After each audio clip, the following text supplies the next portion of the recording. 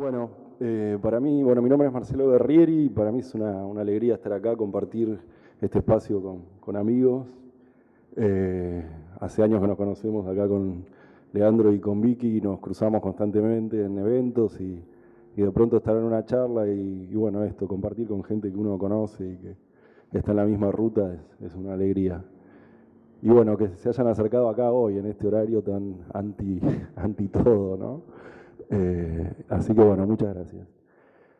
Mi abordaje, bueno, la mesa se llama Abordajes de lo Fantástico. Bueno, también quería agradecer antes de seguir a Damián Vives, que fue al menos la persona que nos contactó a nosotros, que él está dentro de la organización, y bueno, la Biblioteca Nacional y toda la apuesta de este festival, que esperemos que vaya creciendo, ¿no? El primero, todas estas cuestiones creo que tienen que ver con eso cuando uno empieza algo, ¿no? Así que tenga larga vida el festival. Bueno, la mesa se llama Abordaje de lo Fantástico. Cada uno de nosotros va a hablar un poco desde qué lugar se sitúa en lo fantástico, cómo entiende lo fantástico. En mi caso, yo voy a arrancar un poco contando desde un poco una cuestión biográfica relacionada más que nada con la formación, mi formación académica, un poco para entender de qué lugar estoy parado en la forma de ver el mundo. Cada carrera te formatea la cabeza un poco de cómo uno capta la realidad, ¿no? Yo, bueno, cuando salí de la secundaria estudié ingeniería en sistemas, que bueno, fue una carrera que elegí así bastante azarosamente en su momento. Obviamente me di cuenta al poco tiempo, no era mi vocación, pero me sirvió mucho, es decir, trabajé de eso durante años y bueno, desde ese lugar el formateo que tiene toda carrera así dura de la ciencia, ¿no? De la matemática, lo racional, la lógica, el espacio de la razón, ¿no? Antes que nada. En un momento entré en una crisis fuerte y me dediqué dije, bueno, le voy a poner pilas a la escritura y empecé a estudiar antropología, con lo cual hice un viraje bastante importante y bueno, estoy por terminar la carrera de antropología. Con lo cual, de alguna manera en mí conviven estas dos miradas, que creo que son dos polos que dentro de lo fantástico, el fantástico para mí es lo que trabaja justamente la intersección entre una mirada más ligada a la lógica, a la razón, y otra mirada más ligada a, si se quiere, lo irracional, lo inconsciente, lo sobrenatural. La palabra sobrenatural es, vamos a traerla, al menos yo, bastante, no sé acá los compañeros. Lo sobrenatural es que haya aparecido la compu, ¿no? Pero bueno, hay otras cosas sobrenaturales aparte, ¿no? Bueno, la intersección entre esos dos polos, digamos, para mí es el trabajo en esa grieta, en esa unión, es el trabajo con lo fantástico. Por lo tanto, yo en un momento me di cuenta que de alguna manera me acerqué a lo fantástico, creo, por esta especie de dualidad en mi formación, en mi manera de ver las cosas, ¿no? Para situarnos en el campo literario y alguna herramienta desde ahí, bueno, yo tomo a Todorov, Tzvetan Todorov, el lingüista que, bueno, nació en Bulgaria, pero él tiene la nacionalidad francesa. En 1970 escribió el libro Introducción a la Literatura Fantástica. Es lingüista, es filósofo, historiador, crítico, teórico literario. Él plantea que lo que sería la ficción no realista, es decir, toda ficción que incluye dentro de su narración un elemento sobrenatural, es decir, no realista en el sentido de las categorías colectivas aceptadas como reales, y después yo voy a complejizar un poco eso desde la antropología, la característica de lo real, qué es lo real, si es absoluto, si es relativo a la cultura, bueno, de eso voy a hablar después a partir de otro teórico. Pero bueno, básicamente es lo que plantea que en una narración fantástica, en una narración que incluye un elemento sobrenatural, depende de qué manera ese elemento sobrenatural se integra a la narración, hay tres vertientes. Si el elemento sobrenatural se acepta como parte de una realidad en la cual, no sé, de pronto hay Harry Potter o, bueno, el fantasy viene por ahí, ¿no? El fantasy. Depende de qué lado uno lo encare, de alguna manera no hay un efecto ominoso, un efecto de extrañeza con respecto a lo sobrenatural. Se acepta. Hay hadas, hay duendes, hay un pibe que vuela en una escoba con anteojito y nadie se sorprende dentro de ese mundo, ¿no? No hay el efecto ominoso o extraño. Hay una convención, una aceptación de lo sobrenatural dentro de ese universo. Si eso que aparece como sobrenatural se termina al final o en algún momento de la narración descubriendo que no era sobrenatural, estaríamos dentro de lo insólito, que es la otra variante de las tres que él plantea. Sería el típico caso bueno, los crímenes de la calle Morgue, por ejemplo, donde, bueno, la figura del detective que viene a imponer la razón, ¿no? Por eso acá volvemos a estos polos, ¿no? Por un lado la razón, por otro lado lo irracional, esto que les comentaba antes de que lo fantástico se mete ahí, ¿no? Cuando eso que aparecía como sobrenatural al final se ve que era un engaño, bueno, no es fantástico tampoco, sino que estaría dentro de lo insólito. Hay un cuento de Maupassant que es como, para mí, paradigmático de esto, que se llama El miedo. Bueno, Todorov toma a Maupassant para su teoría, en la cual hay un agente que va por el campo, en el medio del bosque, a cazar, terminan apareciendo en una cabaña. Cuando entran a la cabaña, la gente que estaba adentro los recibe con un hacha en la mano, a los gritos, y la gente no entiende bien qué es lo que pasa, cierran la puerta y dicen pasen, pasen. Y bueno, empiezan a hablar, bueno, qué pasaba, por qué esta locura. Y ahora dicen, no, lo que pasa es que hace un año alguien del grupo familiar había asesinado a una persona y según la maldición iba a venir al año a cobrarse la venganza, ¿no? Entonces estaban ahí todos con los pelos parados esperando que aparezca y justo viene esta gente, ¿no? De pronto, de la nada. Cuestión que uno de los que viene, que es el narrador del cuento, empieza a decirle, bueno, no se tienen que hacer drama, esto es toda una locura, decirle, no va a venir nadie, son supersticiones. Minga, la gente ahí adentro sigue con los pelos parados y de pronto hay un perro adentro de la cabaña y empieza a aullar. El perro empieza a aullar como loco. En ese ámbito en que están todos sugestionados, sacan al perro afuera, lo encierran en una especie de canil que tienen afuera y se quedan todos atentos a la noche, hay un aire de tensión. Y en un momento empiezan a escuchar ruidos, empiezan a ver una sombra por afuera de la ventana y una especie de cara barbuda que se asoma. Uno de los de adentro pega un tiro, no sabe si es un espíritu o qué, pero por la duda pega el tiro, ¿no? Silencio total, nadie sale hasta el otro día a la mañana y cuando salen ven que era el perro que se había escapado. Bueno, sería esta salida en la cual lo que en un momento parecía sobrenatural, finalmente termina mostrándose que no era sobrenatural. Sería la salida insólita.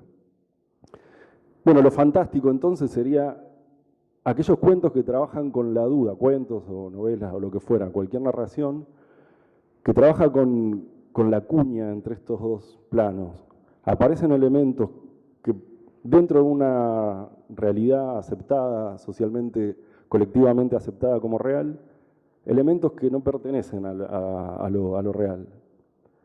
Pero a la vez no se aseguran como sobrenaturales, se duda, ¿eso que aparece es o no es? Justamente esa duda es lo que plantea lo fantástico. Para Todorov, lo fantástico no ocupa más que el tiempo de una incertidumbre. Según lo que él plantea, el lector finalmente opta por una de las dos opciones. Como ejemplo, bueno, después al final les voy a leer una partecita de un cuento de Foucault, que se los recomiendo, se llama Rodolfo Foucault, bueno, Los pasajeros del tren de la noche.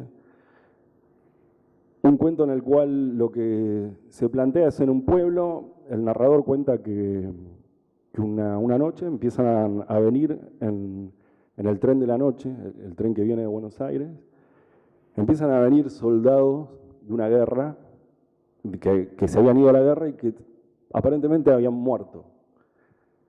Esos soldados empiezan a volver. Cada noche vuelve uno, vuelve otro. Dentro de la narración, el narrador da elementos, por un lado, para pensar que todo eso se puede explicar por lo racional. Dice, la guerra es algo lleno de errores. Por ejemplo, hubo una vez que bombardearon una fábrica Dinam, cuando en realidad tenían que bombardear otra fábrica porque había un error en el mapa. La guerra está llena de errores.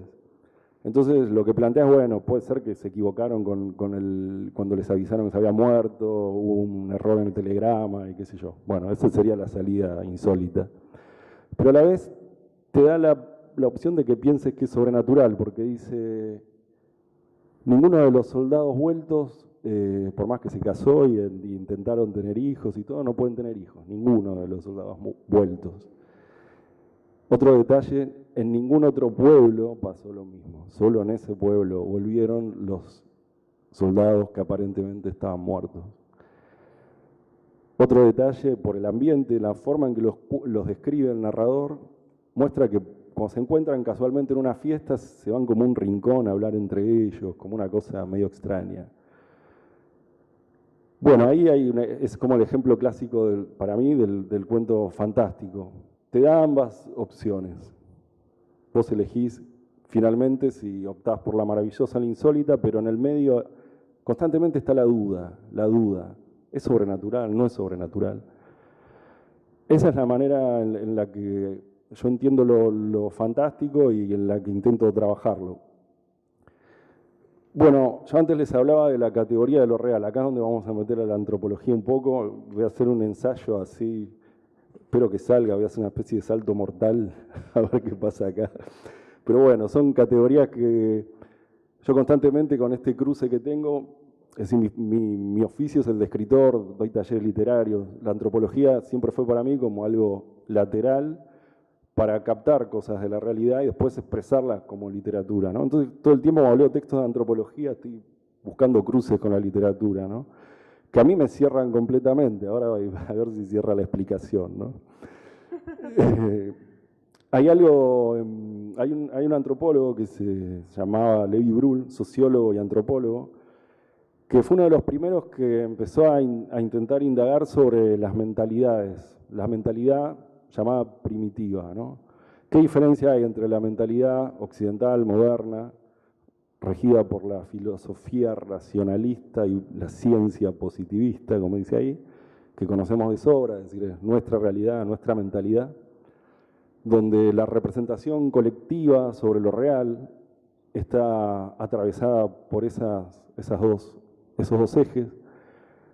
¿Qué diferencia tiene con la mentalidad primitiva? La primitiva es previa a la razón, es decir, toda mentalidad primitiva después se transforma en racional, es una mentalidad inferior. Bueno, sobre todas esas cuestiones han y hemos pensado los antropólogos, pero bueno, Levi Brühl fue uno de los primeros. Él plantea que la mentalidad primitiva, a diferencia de o si se quiere el rasgo que la distingue principalmente, es que el elemento cognoscitivo está adherido a un elemento emocional. No es solo lo que se conoce, sino también lo que se experimenta. Y que aparte la representación colectiva sobre lo real, para la mentalidad primitiva, tiene un carácter místico. Místico no en el sentido religioso, como dice ahí, sino en la creencia en fuerzas, influencias y acciones no perceptibles por los sentidos, y sin embargo reales. Eso es lo que hay que marcar, porque esta experiencia cotidiana de la mentalidad primitiva no es que distingue lo real de lo que no se ve. Es decir, las cosas son lo que se ven y aparte hay algo más. Un ejemplo, no sé, para el primitivo, por ejemplo, algunos de los casos que estudia Levi Brühl, es la manera en que conciben algunas culturas al individuo. Distinto de cómo lo concebimos nosotros, para algunas culturas el individuo no es solo el cuerpo, sino también otras cosas como la sombra, o todos los elementos que salen del cuerpo del individuo, la orina, el sudor, las uñas. Todo eso es el individuo. Las huellas que deja cuando camina, la sombra, es parte del individuo. Y ahí hay una parte que es la percepción sensible, que digamos que la percepción sobre lo real se dividiría entonces en la representación sensible, que bueno, se ve un cuerpo y se ve una sombra. No es que el primitivo no ve esa diferencia, ¿no? Pero en esa representación colectiva a lo sensible se le agrega algo más, que es esta concepción, por ejemplo, de que el cuerpo, el individuo no es solo el cuerpo, sino también la sombra, la uña, lo que toca, su sudor, todo eso es parte del individuo. Hay otra cultura que se llamaban los bororó de Brasil, que ellos se representan a sí mismos como papagayos rojos.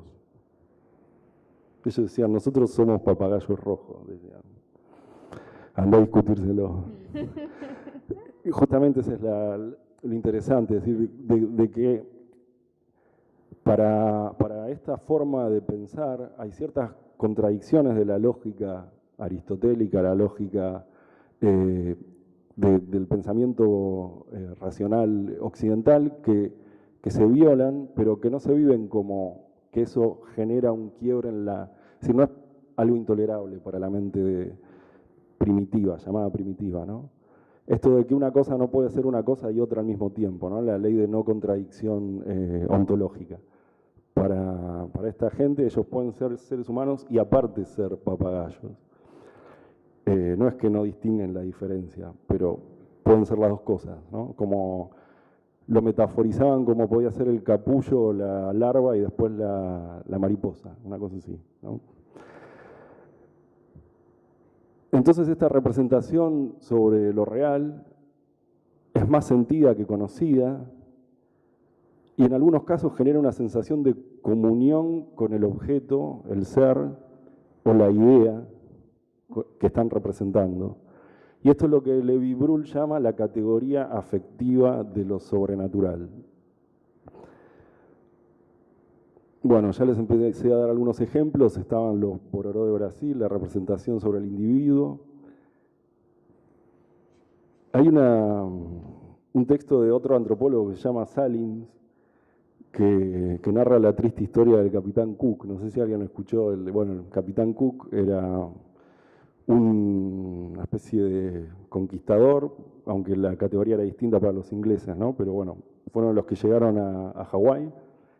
Llega en 1779 a Hawái, con la suerte de que llega justo en el momento en que estas tribus estaban honrando a un dios que se llama Lono. Lono es el dios de la paz y la agricultura. De acuerdo a la religión hawaiana, Lono provenía de la distante tierra de Kahiki, un lugar mítico al que ningún hawaiano había ido antes. Bueno, este muchacho calzaba perfecto, ¿no? Venía de un lugar del que nadie conocía, llegaba justo en el día de la festividad de Lono. Lono, acá está Lono, dijeron. Y bueno, acá, esto es lo que me interesa marcar, ¿no? Es que lo mítico está por un lado y lo real por otro, ¿no? Lo asumen como real, lo agasajan, lo llevan de acá para allá, el tipo feliz dice, bueno, llegué al paraíso. Se va, con tan mala suerte que al poco tiempo de irse tiene un desperfecto, tiene que volver a arreglar el barco. Cuando vuelve, no tiene la misma suerte. Cae en el día de la festividad de, ya les digo, la temporada de Q, que es el dios de la guerra. ¿Cuál es la mala suerte que tuvo Cook? Que según el mito, de acuerdo a la tradición religiosa, Lono debía ser asesinado, de manera tal que el gobernante del momento pudiera adquirir los poderes divinos del dios agonizante. Así pues, el capitán Cook, quien los hawaianos pensaron que era Lono, fue asesinado por una multitud de nativos. Así que allá quedó. Otro elemento donde esta categoría afectiva de lo sobrenatural se puede ejemplificar es en la lógica de las tribus totémicas. Marcel Mauss y Durkheim escribieron un libro que se llama Las formas primitivas, de ciertas formas primitivas de la clasificación. Se basaron en ciertas tribus australianas y lo que ellos analizaron es la manera en que estas tribus se dividen en clanes. Cada clan se identifica con un animal, de manera que ciertas características, ciertos alimentos relacionados con ese animal, lo que ese animal caza o no caza, lo tienen prohibido o permitido, según el caso, ¿no? A tal punto que supongamos que unos son del clan del perro, por decir algo, hay un asesinato, es decir, se ve que mataron a alguien, se ve que fue un hombre, que el que lo mató no se sabe quién, pero en las inmediaciones del lugar donde mataron a ese cristiano o quien fuera, hay huella de perro.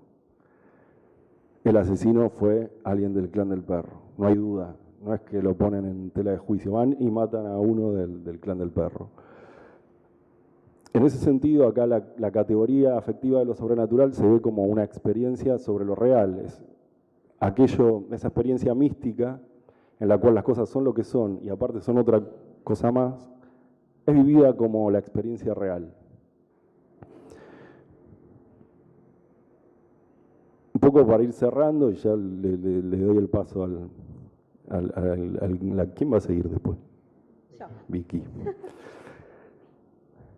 Todas las sociedades coexisten los pensamientos lógicos o prelógicos, como todas estas categorías que hablaba antes. La satisfacción que da el conocimiento de un objeto por medio de la razón no se compara con la sensación de comunión con ese objeto, ser o idea, lo cual sería la categoría afectiva de lo sobrenatural. Si bien esta representación colectiva sobre lo real también existe en la mentalidad moderna, está presente en mucho mayor medida en las sociedades primitivas. Para la mentalidad moderna, los datos de la experiencia mística han sido excluidos por el pensamiento racional, de la experiencia que pasa por verdadera. Esta exclusión, por otra parte, solo se obtiene al precio de un duro esfuerzo, pues el pensamiento racional debe, para triunfar en estas condiciones, reprimir las tendencias que llevarían naturalmente al espíritu humano a abandonarse a la experiencia mística, a dejarse guiar por la categoría afectiva de lo sobrenatural. De alguna manera, el género fantástico, pensado de esta forma, sería como una manera de experimentar esta forma de estar en el mundo que nos es propia también, como seres humanos que somos, pero que en la mentalidad moderna está reprimida, corrida del lugar. El género fantástico es el espacio perfecto para explorar estos encuentros entre estos dos tipos de mentalidades. Creo que por eso es por lo que me atrae tanto el género fantástico. Yo empecé a escribir género fantástico, no que pensé todo esto antes, ¿no? Después me fui dando cuenta, o es una explicación que me doy, ¿no? Como todo lo que uno hace, primero lo hace y después ve cómo lo explica. Es así. Y bueno, para cerrar les quería leer el final del cuento de los pasajeros del tren de la noche de Foucault. Es muy cortito lo que voy a leer. No se asusten. Ahí lo tienen para seguirlo. Bueno, como les decía, es la parte en que está esta duda si estos soldados son muertos que volvieron o no. Les jodí el final, pero igual es un cuento que vale la pena leerlo por más que ahora sepan cómo termina. Cuando no hay viento, en las noches sin viento de verano y también en invierno, antes de las tormentas, desde cualquier lugar de la ciudad se puede oír el paso de los trenes. A las 12 pasa el norteño, iluminado, porque siempre va llevando turistas de lujo que justo en el momento de cruzar por el pueblo están de sobremesa en el gran coche comedor. A la 1:30 pasa el rápido, un tren de carga que viene vacío y que a pesar del nombre pasa despacito para enganchar sin riesgo el cambio de las vías. A las 4 está el mixto, que sale a las 6 de la tarde desde la capital, con vagones de carga y otros de pasajeros. Ese no para en el pueblo, pero el guarda saluda amacando el farol verde y colorado cuando cruzan por la casilla del señalero que le hace los cambios. Todo el pueblo conoce y sabe oír esos trenes. Y a veces da el temor al despertar sobresaltado a medianoche, que un tren que llega de repente no sea el norteño, ni el mixto, ni el carguero de las 4, y pueda ser un tren nuevo, viniendo en dirección contraria, y se pare en el pueblo, dando una larga pitada triste, y vaya arrancando despacito en dirección hacia la capital, y se lo lleve a todos, otra vez, para siempre. Muchas gracias.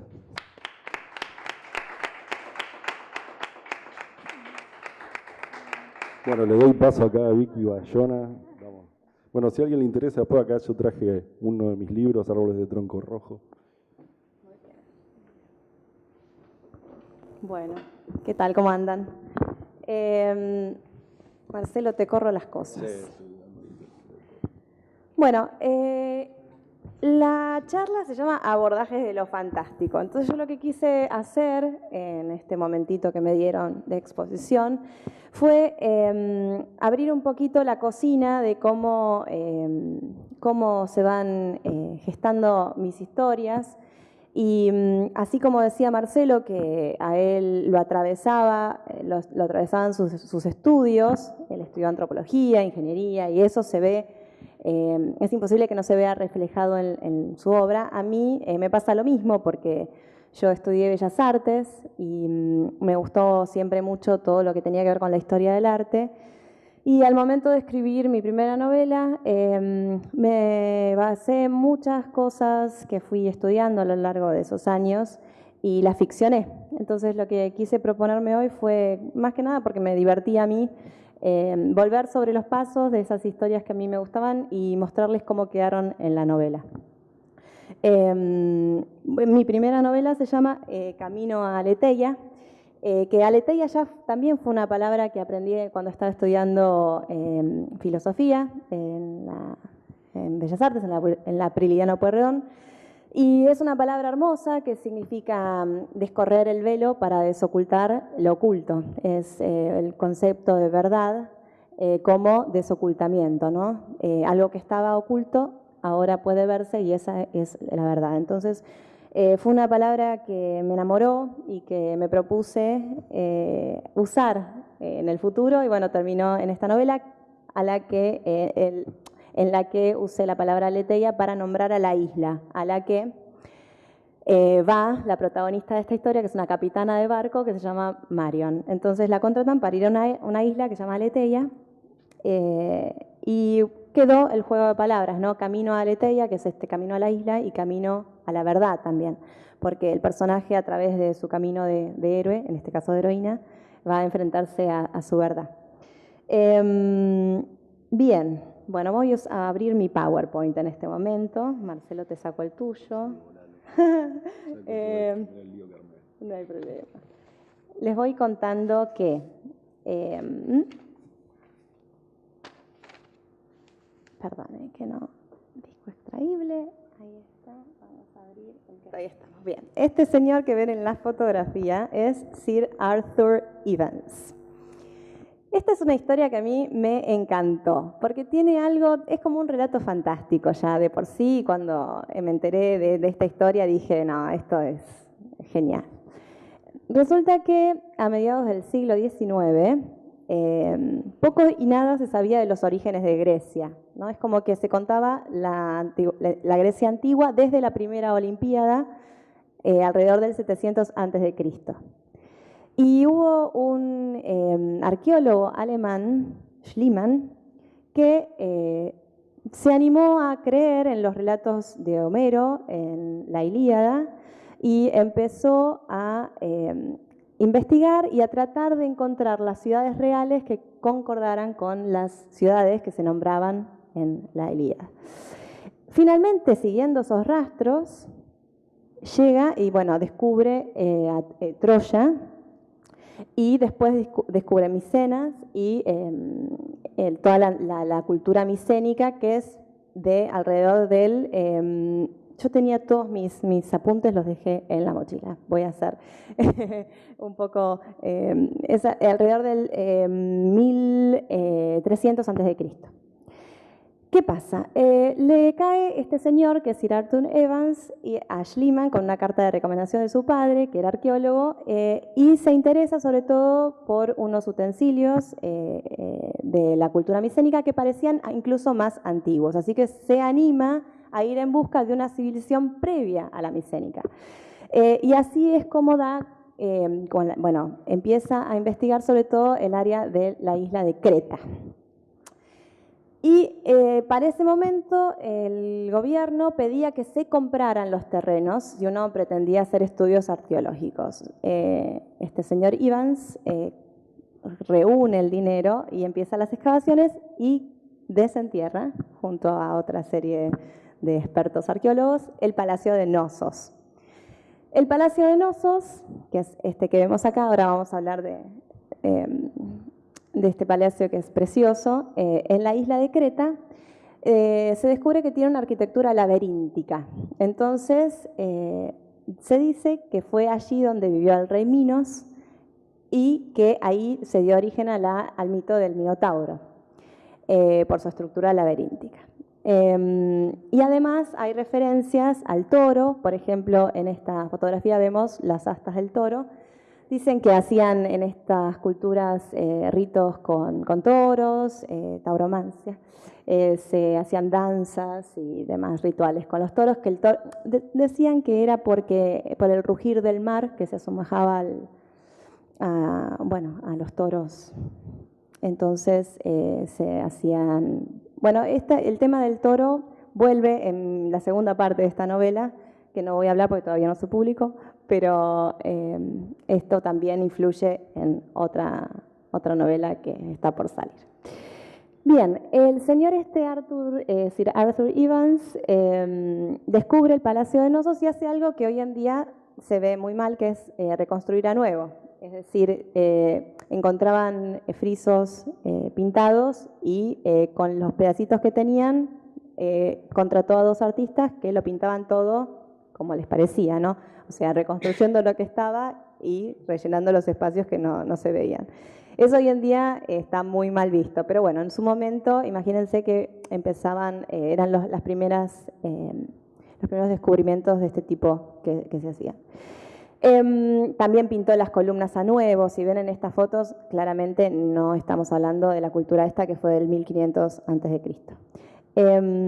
Bueno, esta historia me parecía súper interesante por el hecho de que el primer arqueólogo, Schliemann, se anima a creer en poesía y junto con Evans son los que le dan una validez arqueológica a lo que estaba escrito, ¿no? Entonces, bueno, ¿qué pasó? En mi novela hay un rey que se llama Ménides y es el primero en llegar a la isla de Aleteia después de mucho tiempo. Es como que se creía que la isla de Aleteia era un mito. Entonces acá la capitana le cuenta a Ugur, que es el personaje con el que ella recorre la travesía, le cuenta la historia de Ménides, ¿no? A ver si encuentran algún tipo de parecido. Le dice: sí, capitana Marion, el rey Ménides llegó a Aleteia.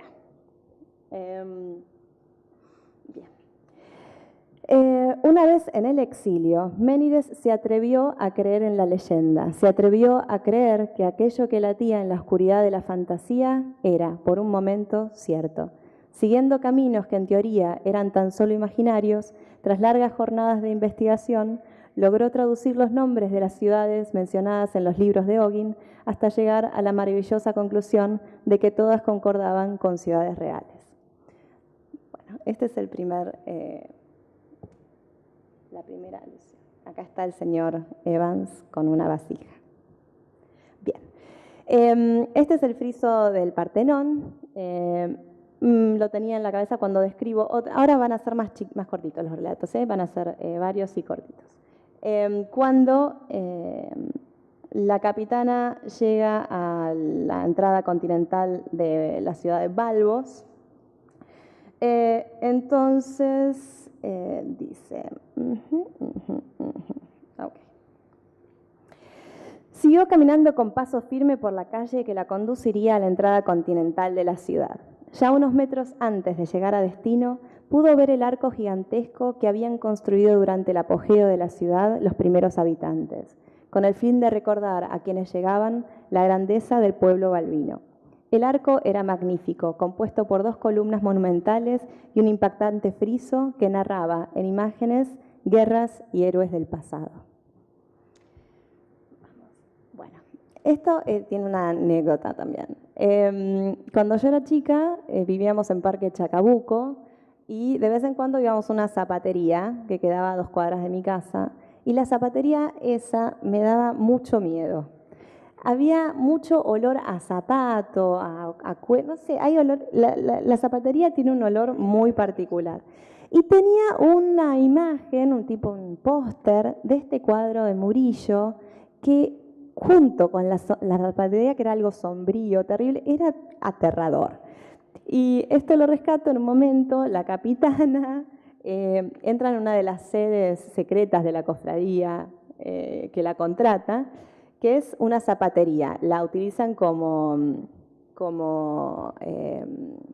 sede clandestina de la cofradía, ¿no? Entonces dice: mientras esperaban a Rudy, que traería algo de comer, Marion se dedicó a inspeccionar el negocio. Se detuvo a observar un cuadro de grandes dimensiones que colgaba detrás del mostrador de entrada. En él, 2 niños pobres comían uvas. Tenían los rostros manchados de tierra y los pies descalzos. Aquella imagen la conmovió de tal manera que un poco de la felicidad que había sentido al ver a su amigo comenzó a desvanecerse. La pintura la transportaba a una realidad de Nur que hacía tiempo no veía o se había asegurado de no volver a ver. Nunca nombro a Murillo ni a este cuadro. O sea, la idea es por ahí que haya... Me gusta pensar en una escritura en la que haya un segundo plano, ¿no? Donde yo por ahí sepa cosas y el lector no. Pero me parece que al hacer eso, la escritura se carga de una vida que de otra manera no tendría. No sé qué opinan ustedes como escritores. Eso también se ve mucho en la actuación. Cuando uno estudia teatro, siempre te dicen, tenés que tener un motivo oculto o tenés que pensar en tu personaje. Y por ahí hay cosas que no se van a decir nunca en la obra, que vos por ahí te pensaste de características de tu personaje. Y me parece que eso también es rico al momento de escribir, hacer una trama que vaya en un plano al que el lector no acceda, pero que sí o sí se transfunde a la escritura.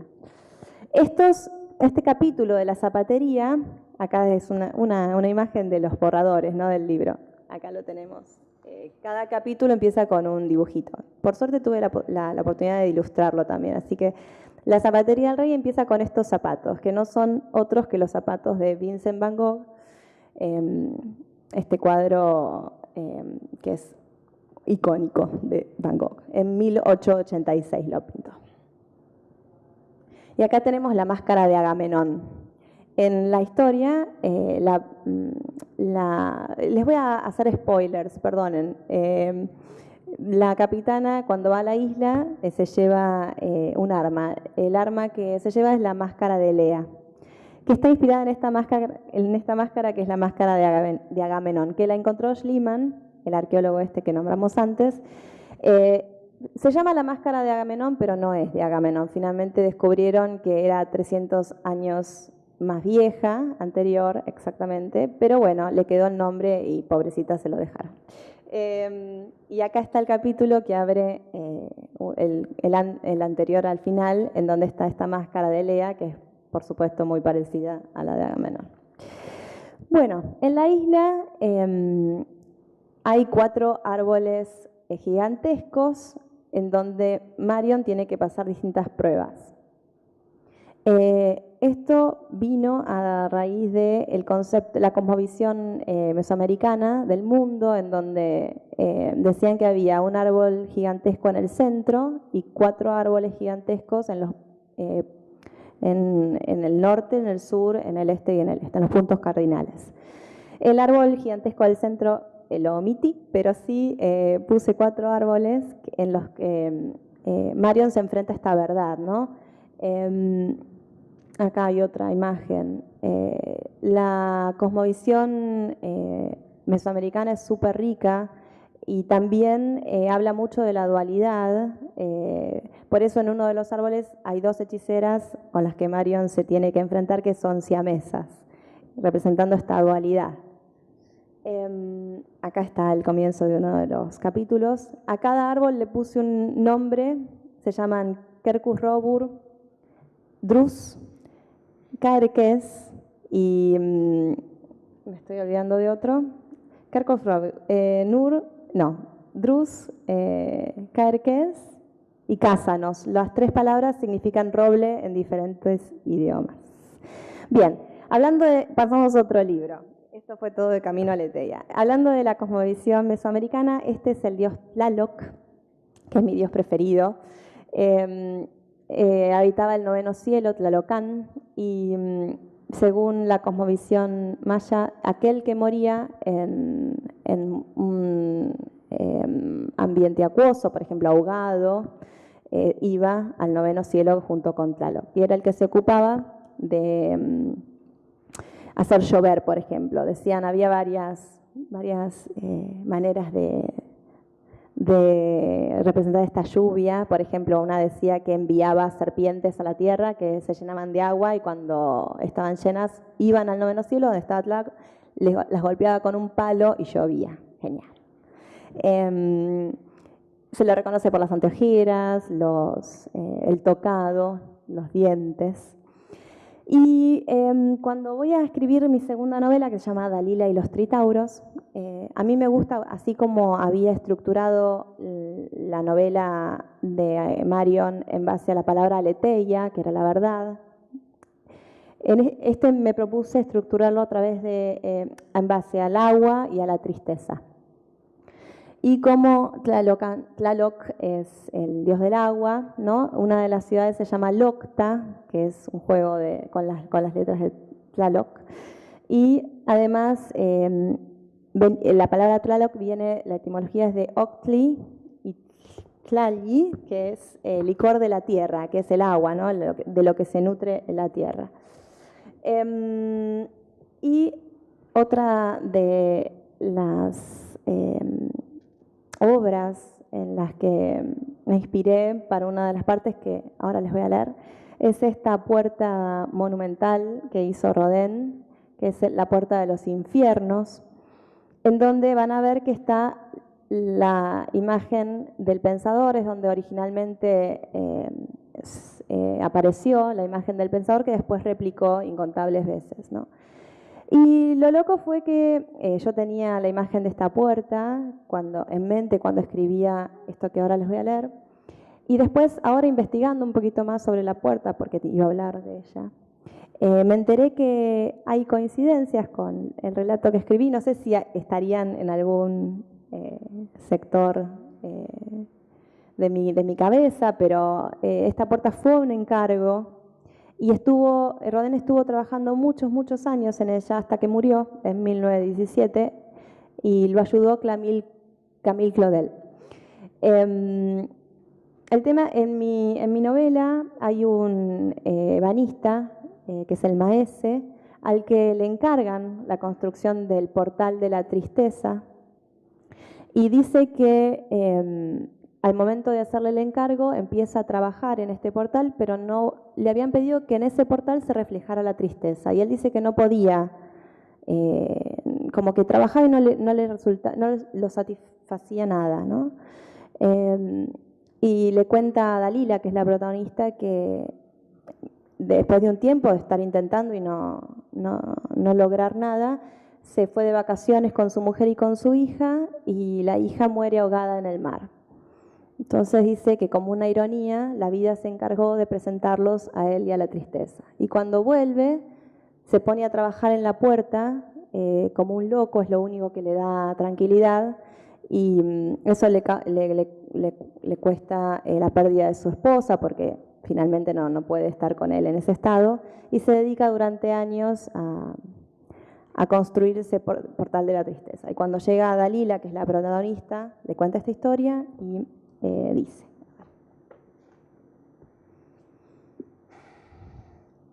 después de un tiempo ya de regreso en Octli, comencé a ocuparme de la puerta. Algo dentro me impulsaba, me obligaba a trabajar día y noche como un loco. No tenía paz, casi no dormía. Me pasaba el día trabajando la madera, bocetando las figuras, destruyendo lo que no terminaba de gustarme. Mi señora lo entendió al principio, pero pasaron los meses y la locura no cedía. No vivía para otra cosa, no salía de estas cuatro paredes.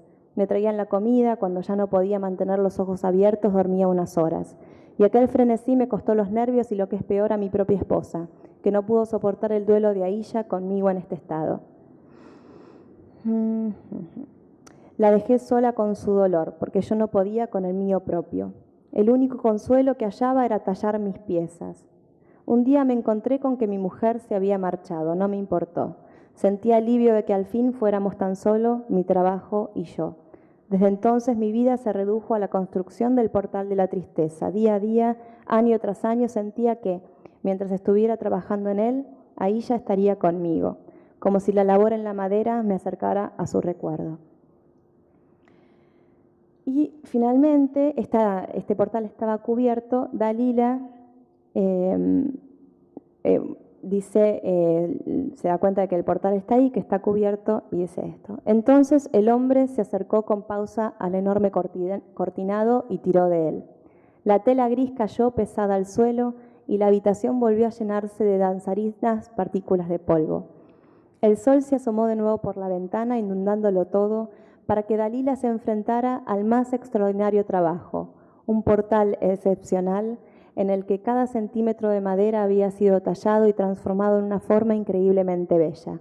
Había allí algas, piedras, peces, caracoles marinos, criaturas del océano, arabescos que emulaban olas. En la parte superior, por sobre la unión de las dos hojas, se hallaba la figura principal, una delicada niña recostada sobre lo que parecían los restos de una embarcación. Tenía los ojos cerrados y una expresión dulce en el rostro. Sus manos parecían estar palpando el aire y sus pies se entrelazaban con dulzura. Dalila lloró. Lloró la belleza, la pérdida, el relato. Había algo en todo aquello que tocaba la cuerda que desataba sus lágrimas. El maese había cumplido su objetivo. Había retratado con maestría la tristeza.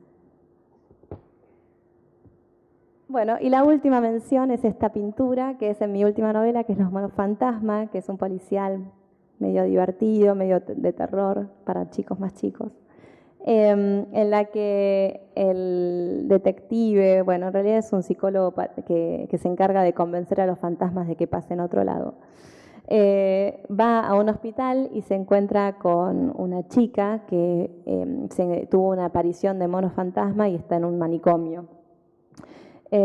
Y es chiquitito, dice, por acá me indicó un muchacho adulto vestido de blanco. Leticia descansaba sobre un sillón de cara a la ventana. La luz pálida del cuarto terminaba de componer una escena que me recordaba las pinturas de Vermeer.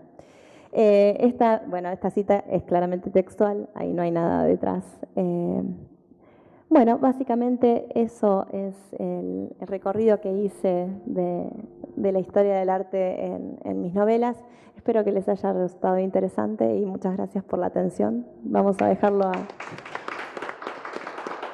a Leandro Ábalos Lacha.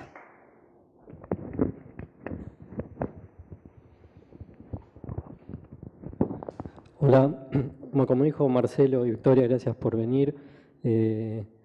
También fue un gusto escucharlos y pensar algunas cosas que surgen a partir de hablar de estas cosas que quizás si no son por estos encuentros uno no se plantea tanto. Sobre todo cuando tiene que ver creo en cómo uno aborda esto desde su propia escritura. A veces quizás uno puede pensar más el género en los otros, cómo aparecen determinados autores, pero en lo propio creo que es mucho más difícil. La primera cuestión, pensando en el título de la mesa, en el abordaje de lo fantástico, era qué es la literatura fantástica y cómo se la puede delimitar de todos los otros géneros a los que siempre está tan vinculado, como el terror, la ciencia ficción, el fantasy, y a la vez muchas subdivisiones que tienen estos géneros. Y lo que suele pasar en ese intento de definir lo fantástico es que la bibliografía suele tener muchas, o bien definiciones ambiguas o demasiado amplias, que hace que casi cualquier texto puede entrar en la categoría de fantástico, o proponer listas de temas, situaciones un poco interminables, como las que hace quizás Roger Caillois. Yo también pensaba en lo que dijo Marcelo de Todorov. esta cuestión de la vacilación, del momento de vacilación como definición de lo fantástico, que Todorov también en un momento hace distintas, a partir de los movimientos de la lectura, va dando distintas clasificaciones. Entre todas las que da, por ejemplo, hay una categoría que él llama lo maravilloso científico y que es la que caracteriza como lo que es la nueva ciencia ficción en el momento, que es cuando ese elemento sobrenatural o irracional que aparece recibe una explicación con un método científico, incluso con leyes que la ciencia no reconoce, pero hay una cuestión de método que la explica.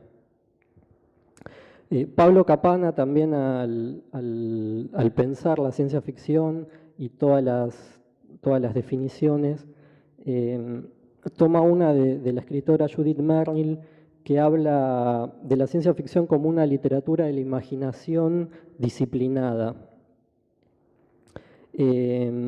Más allá de las definiciones, este disciplinamiento del que habla Merril tiene que ver también con lo que señalaba Todorov, de que hay, frente a una literatura onírica que niega todo principio de la realidad, podría haber una literatura que plantea estas situaciones irracionales y sobrenaturales, pero que las explica también con una lógica científica. A mí, más allá de la definición, lo que me interesaba era esta definición de todos estos géneros, ciencia ficción y fantasy y similares, como literatura de la imaginación, con los que se los suele nombrar a veces incluso o en festivales o publicaciones, en libros. Creo que para decir algo de lo fantástico en el modo en que lo escribo, comenzaría por poner la cuestión de la imaginación en primer lugar, sobre todo porque creo que no hay literatura y no hay pensamiento que pueda existir sin la imaginación. De lo que tampoco quizás se habla demasiado, no se aborda. Lo que creo que suele pasar con la imaginación como idea es que, así como la ciencia ficción suele estar un poco asociada inmediatamente a la idea de naves espaciales, a alienígenas, también la imaginación pareciera ser algo que remite a mundos un poco desligados de la realidad, fantasiosos, mucho más desligados de la realidad de lo que creo que están. Ballard, el escritor, es creo que uno de los primeros o más emblemáticos, no de los primeros, pero sí de los más importantes en cuanto a plantear una ciencia ficción que ya no se lanza tanto a explorar el espacio exterior, sino que plantea el espacio interior del hombre y las preguntas que recorren toda la literatura. Y Ballard también le da otro lugar a la imaginación.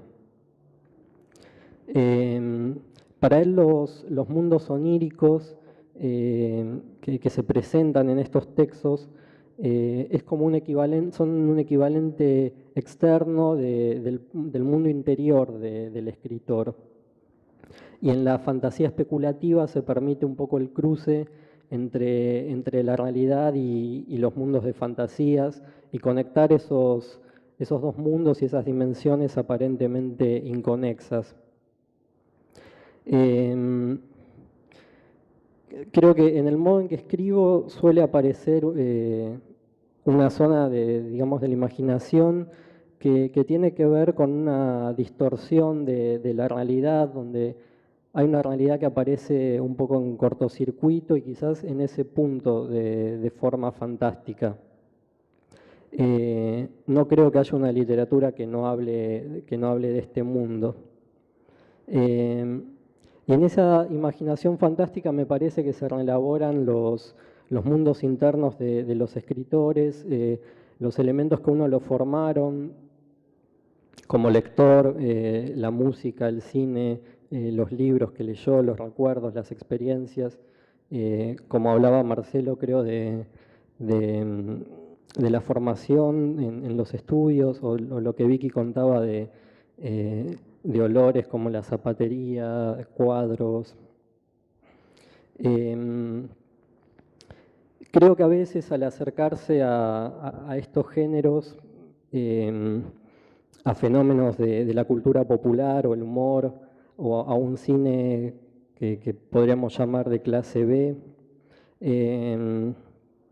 se lo ubica uno a veces en contacto con algo residual, como con márgenes de la cultura, y muchas veces se entiende en eso un uso paródico a veces de estos elementos.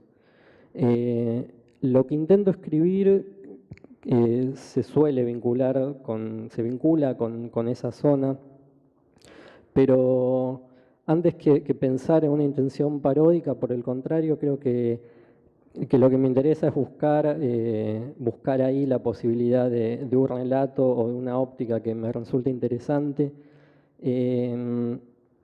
Creo que seguramente siguiendo una de las máximas que siempre nos repetía Alberto Laiseca a sus alumnos de buscar una voz propia y escribir desde un lugar libre y desprejuiciado.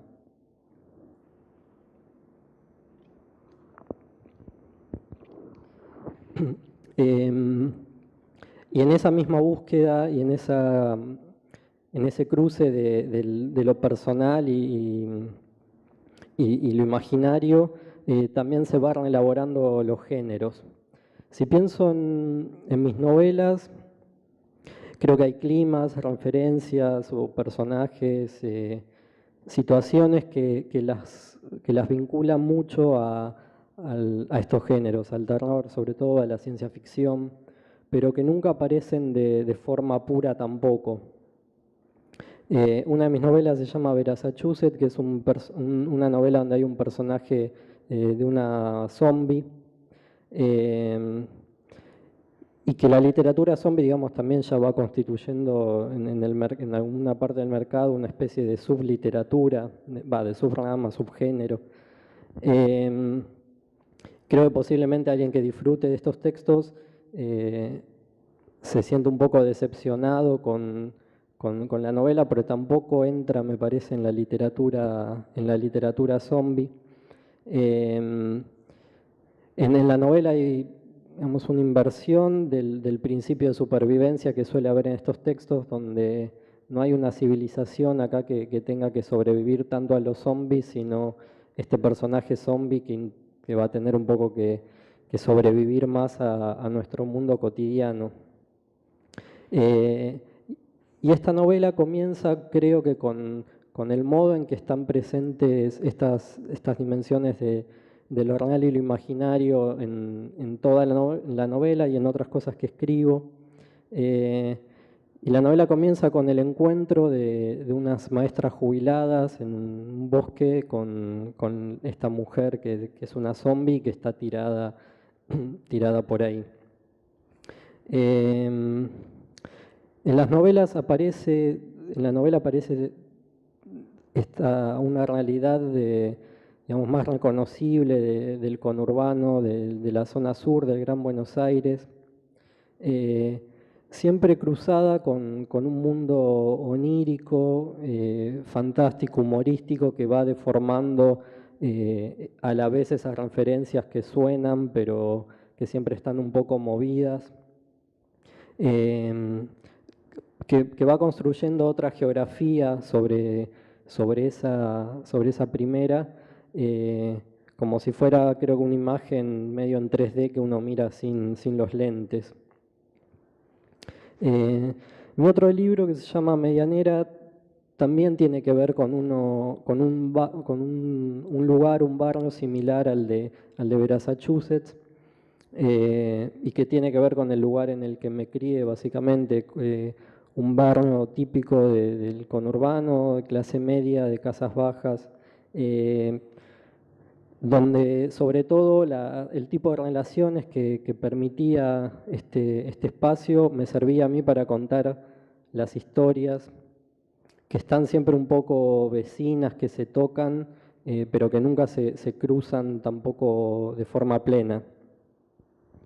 En Medianera la historia es de un barrio donde la gente puede recibir en sus casas presos, les acondicionan en las casas algún cuarto como una prisión momentánea para recibir presos en sus domicilios y así obtener descuentos, beneficios en impuestos y cosas por el estilo, y donde a la vez hay un Estado que está reemplazado por una empresa telefónica que se llama Fonmark, que está presente por una antena que un poco es el centro del lugar, y que regula todas las relaciones entre los personajes y la vida de estos personajes, y que los obliga a tener un consumo diario de créditos telefónicos para poder subsistir.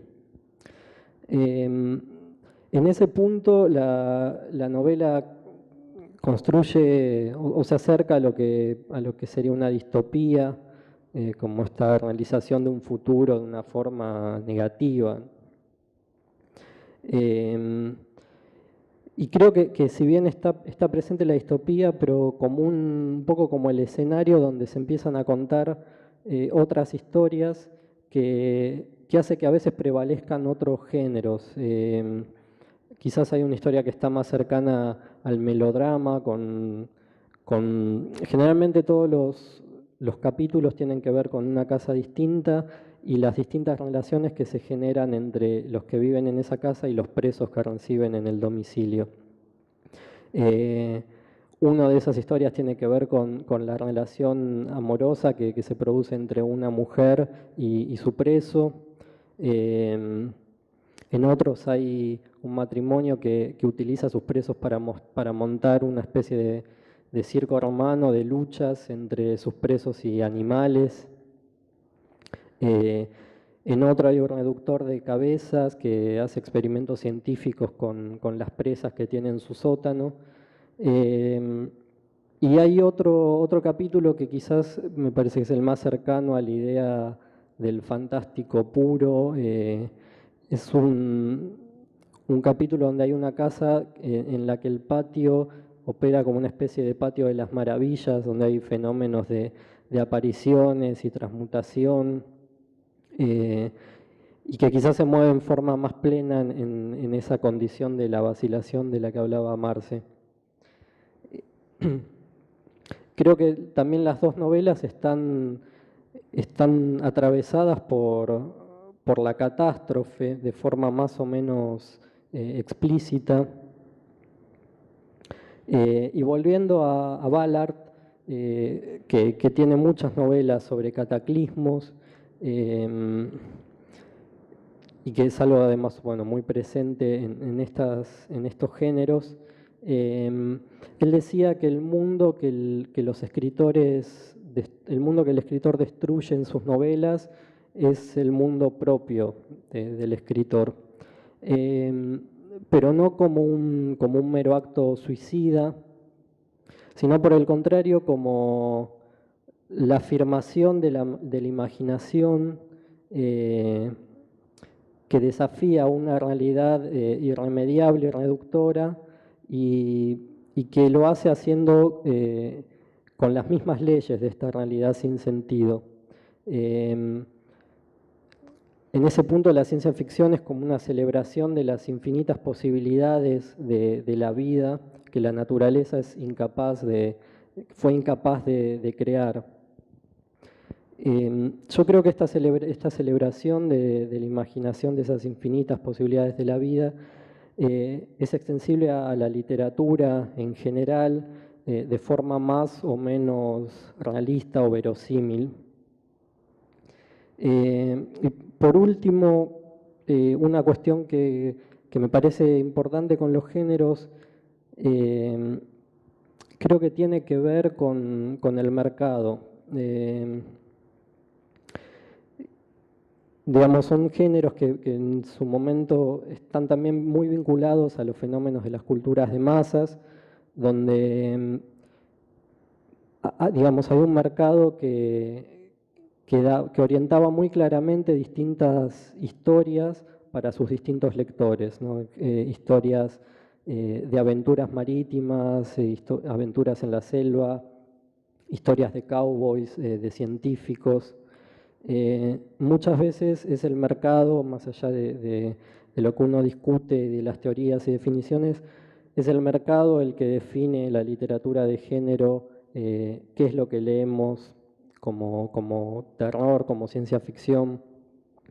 Mario Lebrero es un caso emblemático de un autor siempre muy vinculado a la literatura fantástica, que en muchos países fue publicado como autor de ciencia ficción, al que siempre se lo vinculó mucho al género,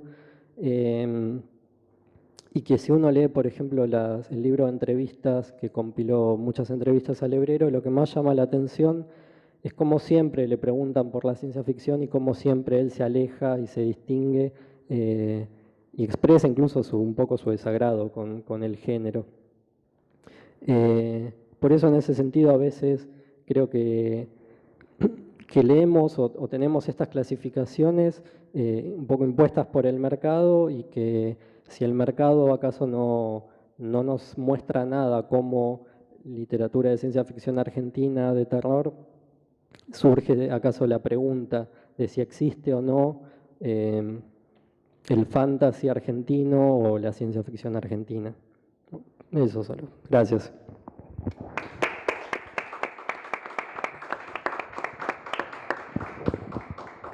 Bueno, les agradecemos mucho haber compartido esto con nosotros. Si alguien tiene ganas de hacer alguna pregunta. No, me parece que cada autor, desde lo subjetivo, habla de los temas que por ahí le resultan importantes para él o interesantes. Entonces, cada uno va a hacer una lección de la temática que aborda. De hecho, creo lo que hablamos los tres, que es utilizar un género para hablar de cosas que a uno lo atraviesan o lo atravesaron en su momento, ¿no? Y por ahí hay temas que a otros autores les pueden interesar o no, pero me parece que también la libertad que tenemos, de la que hablaba Leandro cuando hablaba de la ISECA y sus recomendaciones, también elegir los temas que cada uno trata, ¿no?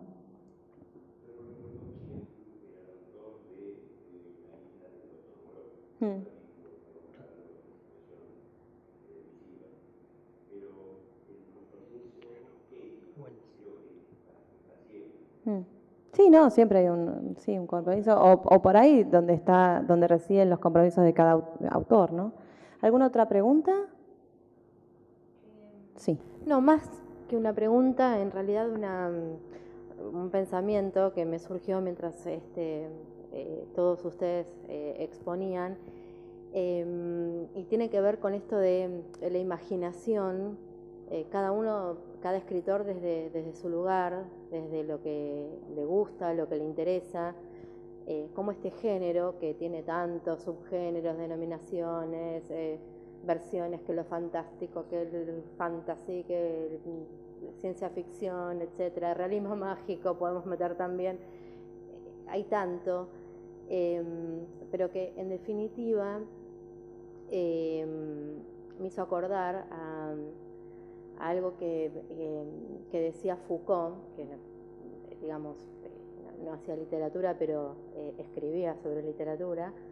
No me acuerdo bien en qué libro, creo que en Las palabras y las cosas, que él hablaba de un pensamiento del afuera, que tenía que ver con justamente poder expresar, o que en la escritura hay cosas que tiene que el escritor lleva adentro o tiene ocultas, y en definitiva a través de la escritura puede expresarlo. Y me parece que este género, lo rico de esto, desde diferentes perspectivas, porque por ejemplo la de Marcelo yo jamás se me hubiese ocurrido, no te conocía y me pareció interesantísimo. Me parece que eso, que es muy rico para poder abordarlo desde distintas perspectivas y expresar al máximo la imaginación y todo lo que tiene que ver con lo que uno vive como irracional o ilógico o sin sentido o en contradicción con la lógica y las convenciones que manejamos cotidianamente. Sí, bueno, a mí lo que un poco lo decía en la charla, hay también una forma, creo que tiene, es decir, toda literatura es imaginación, ¿no? Incluso la realista, ¿no? Obviamente, ¿no? Pero quizá el género fantástico tiene, o todo lo derivado del tratamiento de lo sobrenatural, ¿no? Ya sea fantasy, ya sea maravilloso, ya sea insólito, ya sea fantástico en las categorías que hablábamos. Todo el grupo que vos quieras ubicar dentro de este universo, siempre hay algo con todo aquello que en lo cotidiano no sería posible y cómo eso entra a jugar, ¿no? En la ficción, que es como la construcción de una realidad coherente en sí misma, ¿no? Y ahí me acordaba cuando hablabas esto de las posibilidades que también dentro de la antropología, bueno, en realidad está esta idea de Freud, bueno, que decía que el niño es un perverso polimorfo. Si hay alguien acá del psicoanálisis, por ahí sabe eso, ¿no? Claro. Bueno, nosotros lo vemos así muy por encima, pero básicamente la idea que el niño sexualmente, eróticamente, cuando nace en sus primeros estadios, se erotiza, todo su cuerpo es erotizable, todo es erotizable, y en algún momento elige un objeto de erótico con el cual se fija, ¿no? En la cultura, bueno, un poco hay esa misma idea, ¿no? Como que un poco lo que hablaba yo desde esta mentalidad primitiva y mentalidad moderna, como que el ser humano es culturalmente también una especie de cultural polimorfo en ese sentido. Cuando nace están todas las opciones de representación sobre lo real y después cada cultura elige de todo eso posible una parte en la cual se fija lo que es real y lo que no, ¿no? Entonces, de alguna manera el género fantástico de ese lugar, con todas estas variantes, es explorar todo eso que de alguna manera está dentro de nosotros, toda la capacidad de pensar lo real desde otras perspectivas, ¿no? Y me parece un género especialmente rico, más allá de que todos los géneros desarrollan la imaginación, ¿no? Totalmente. Yo cuando vos exponías, pensaba esto con lo de las civilizaciones primitivas y la cultura como una imposición tal vez, o como justamente cierta manera de imposición de reglas, de tabúes, de convenciones. No sé, este género fantástico vendría a ser como, no sé, lo pensé así, como una contracultura dentro de la cultura, digamos, porque desde la literatura poder jugar con eso y estéticamente, y creo que ahí está un poco lo que decía el señor, el compromiso de cada uno desde lo estético, bueno, jugársela desde lo que a uno le interesa o desde, no sé, vos de tu perspectiva de la historia del arte, lo tuyo también. Jugársela y bueno, animarse el tema de la imaginación, lo onírico, vos lo mencionabas también. No sé, me pareció muy, muy interesante. Bueno, gracias. No, gracias a ustedes. Bueno, muchas gracias a todos por estar. Y bueno, ahora viene otra mesa acá, ¿no? Los dejamos. Eso también. Llévense folletos. Los invitamos a que tomen folletos y sigan enterándose de las charlas que continúan hoy y mañana en el marco de este primer encuentro de literatura fantástica organizada por la Biblioteca y la UASI. Paso un chivo más, si a alguien le interesa chusmear Los árboles de tronco rojo, que es mi libro de cuentos, acá está. Y bueno, no sé si los demás trajeron alguno. Algunos trajimos. Bueno, así que si quieren chusmear nuestra literatura, acá estamos. Muchas gracias. Bueno, gracias. Un gustazo compartir esta mesa con gente tan erudita.